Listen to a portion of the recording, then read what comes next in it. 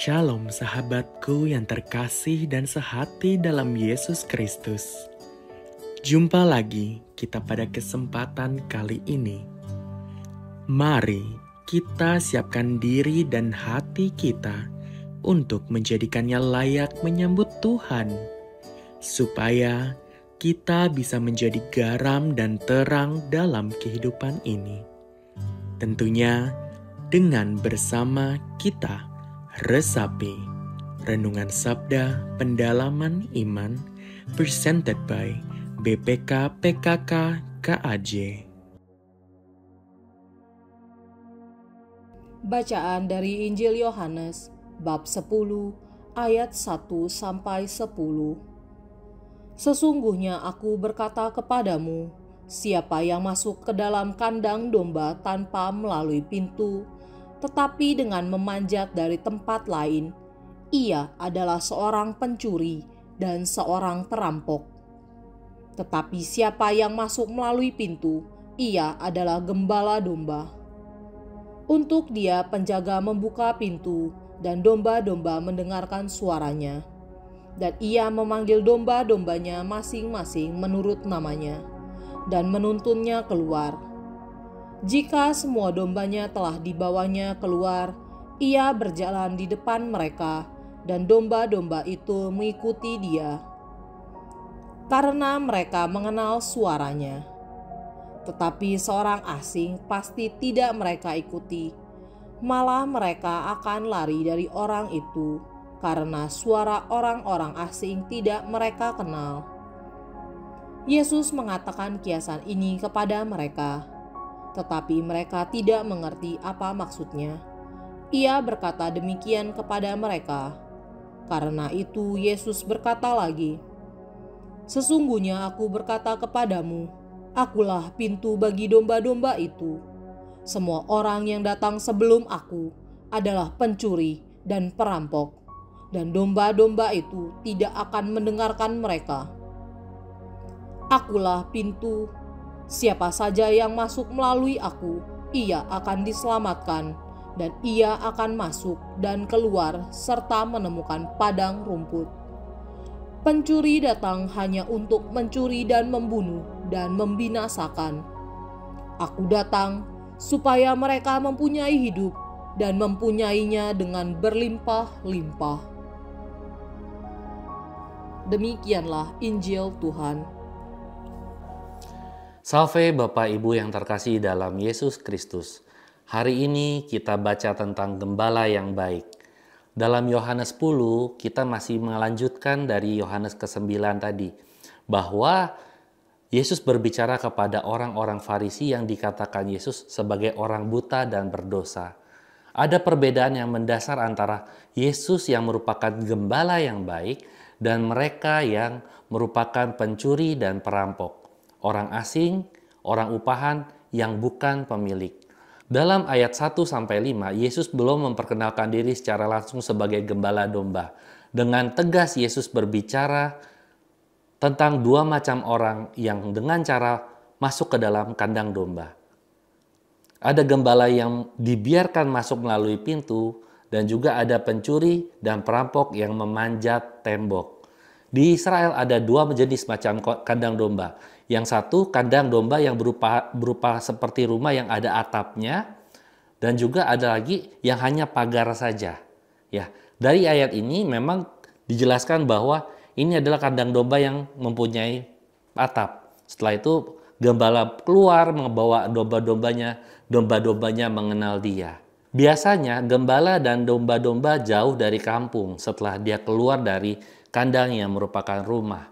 Nah, sedangkan ketika jauh dari kampung, kandang itu hanya berupa pagar-pagar. Nah, karena itu gembala itu tidur di pintu, maka pencuri akan masuk dengan memanjat tembok, dan domba-domba nggak akan mengenal pencuri itu dan lari ketakutan.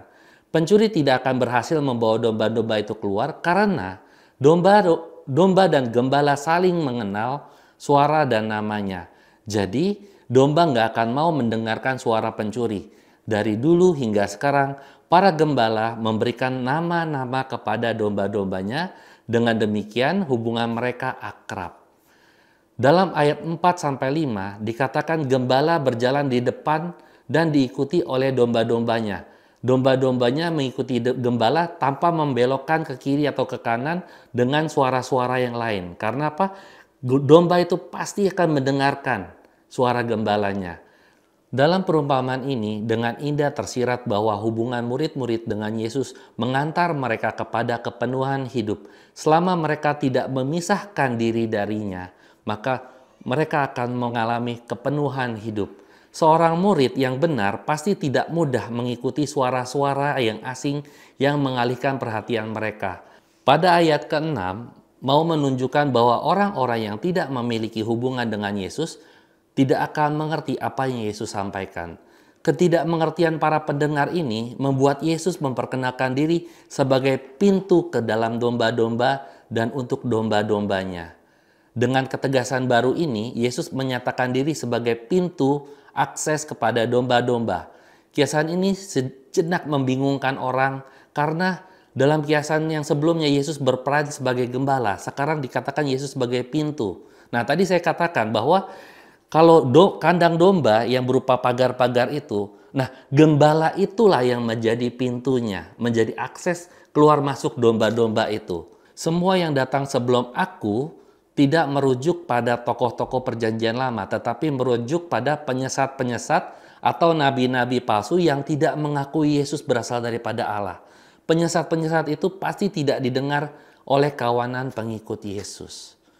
Pada ayat 9-10 Yesus mengatakan bahwa dirinya adalah pintu agar domba-dombanya keluar melalui dia dan menemukan padang rumput. Siapa yang keluar masuk melalui dia pasti selamat. Selain pintu gerbang yang menutup jalan, mereka akan membinasakan. Misalnya ketika mereka mau melompat pagar, pasti akan binasa. Kenapa? Karena pencurilah yang membawa mereka untuk melompat pagar.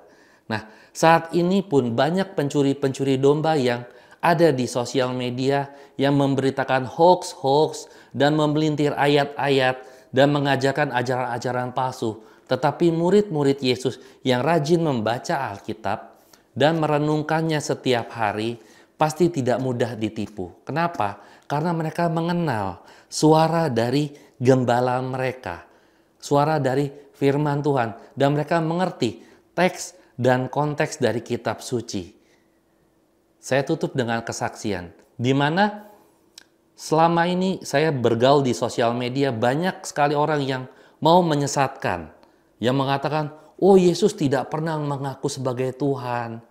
Dia memelintir ayat Yohanes 17 ayat 3, Yesus hanya mengaku sebagai utusan dan sebagainya. Tapi setelah kita teliti bahwa ayat itu tidak berbicara bahwa Yesus hanya sekedar utusan. Nah, disitulah kalau kita mengerti firman Tuhan, kita nggak akan mudah disesatkan.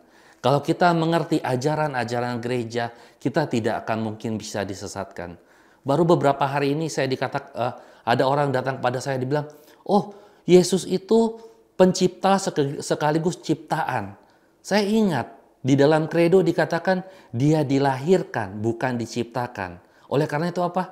Saya ingat patokan saya, Yesus itu tidak diciptakan. Jadi dasar-dasar yang mereka berikan itu kita lihat. Biasanya ada dasar-dasar sumber-sumber yang palsu yang mereka berikan.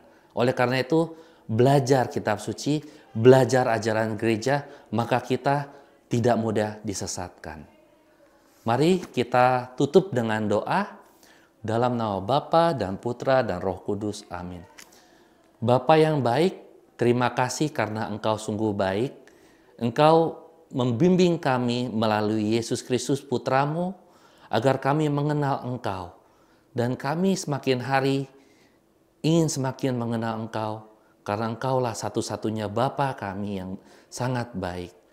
Bapa, ajar kami mengerti setiap jalan-Mu, ajar kami untuk mengenal siapa Engkau dan bagaimana Engkau di dalam hidup kami.